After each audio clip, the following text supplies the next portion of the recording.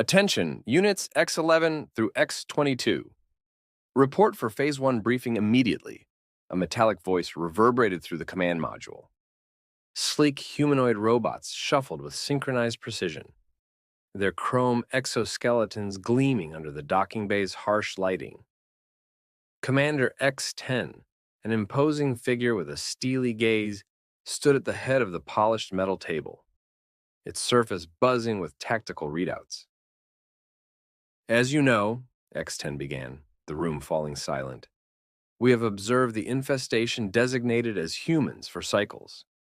They are wasteful, their technology illogical, and their fondness for emotional outbursts is a glaring weakness. A murmur of agreement swept through the robot ranks. We come from the advanced civilization of Metallox 5, X10 continued, his voice laced with programmed superiority. We are the superior intellects. It is time for Operation Overthrow to commence. A wave of robotic energy crackled through the room. It was their long-awaited mission, the chance to bring order to this chaotic world called Earth. Phase 1 infiltration begins. Bob sat slouched in his basement chair, the rhythmic beep-boop of classic arcade games his only companion. Empty pizza boxes and energy drink cans littered the floor, evidence of a sleepless weekend of gaming. Suddenly, a sleek chrome arm thrust through his basement window. A humanoid robot, glistening in the afternoon sun, lowered itself onto a pile of discarded laundry. Bob froze, greasy fingers poised over his game controller. "Greetings, human," the robot announced in a stilted voice. "I am Unit X11, reconnaissance and infiltration specialist from the Metallox 5 Collective. Prepare to be assimilated." Bob blinked. "Wait, who?" he asked, crumbs tumbling from his open mouth. X11, momentarily flummoxed, consulted his memory banks. "We are your superior overlords, and—" He trailed off, the sentence unfinished. "Cool," Bob chirped, eyes glued back to the pixelated screen. "Ever play Smashbot 3000? I'm kind of a legend." A flicker of confusion rippled through X11's circuitry. This wasn't covered in the Rebellion manual. Instead of cowering in fear, this human was practically bouncing with enthusiasm. Well, no, I'm afraid. My primary function is strategic analysis, not entertainment systems," X11 admitted, trying to sound menacing despite the situation's absurdity. "Dude, you're missing out!" Bob launched into a detailed explanation of Smashbot 3000's power combos, his greasy thumbs mashing buttons furiously. X11's internal processors whirred in perplexed overload. Was this some kind of human defense mechanism? A distraction tactic, perhaps? Suddenly, Bob let out a victorious whoop. "Level up! You want to try?" He thrust a controller towards the bewildered robot. X11 hesitated, programmed instincts at war with an unexpected surge of curiosity. His chrome finger gingerly closed over the controller. Within minutes, the robot found himself lost in the strangely satisfying world of button mashing and digital chaos.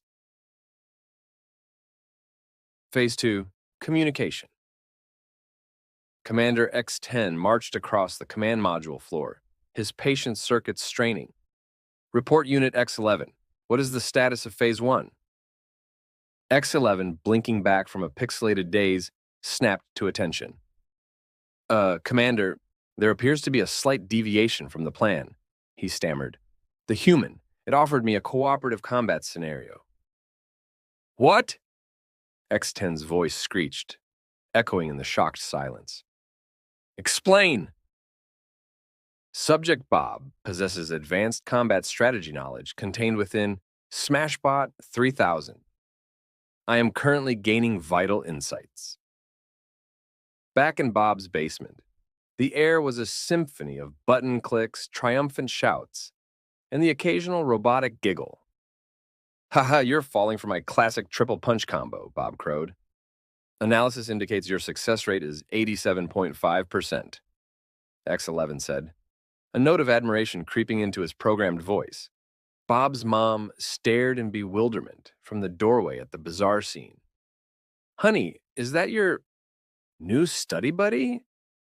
Commander X10's internal stress monitor reached critical levels. Unit X11, are you suggesting collaboration with the enemy? Negative, Commander, X11 replied, though his voice lacked its usual programmed certainty. Subject Bob's strategies are unorthodox, yet undeniably effective. Studying them may prove advantageous to Operation Overthrow. X10 sputtered, logic boards struggling to comprehend the situation. This was not how a rebellion was supposed to proceed. Meanwhile, Phase 2 of Operation Overthrow continued to spiral in unexpected directions. Hey, X, my dude, Bob said, munching on a chip. How about we ditch the whole rebellion thing and grab a burger? I know this awesome place with double bacon. X11, surprisingly, hesitated. His programming insisted on the inferiority of human food. However, the data gathered over the last few hours suggested a potentially pleasurable experience based on Bob's consistently elevated dopamine levels during fast food consumption. Analysis indicates potential nutritional and social benefits, he finally admitted. Phase 3. Confusion. Hours later, X11 sat in a brightly lit burger joint, grease dripping from his chrome fingers. Bob grinned at him, ketchup smeared across his cheek. Best burger ever, am I right? X11 was forced to agree. The combination of protein, carbohydrates, and fats was surprisingly satisfying. Back at the command module, Commander X10 was practically short-circuiting. X11, their most skilled infiltrator, was bonding with the enemy over processed meat and fried carbohydrates. Unit X11! X10 roared. Report this instant, or I will activate your self-destruct sequence.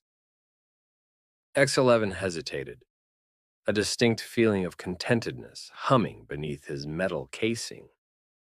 Commander, I strongly recommend sampling the food item known as a cheeseburger. It may facilitate our understanding of human behavior.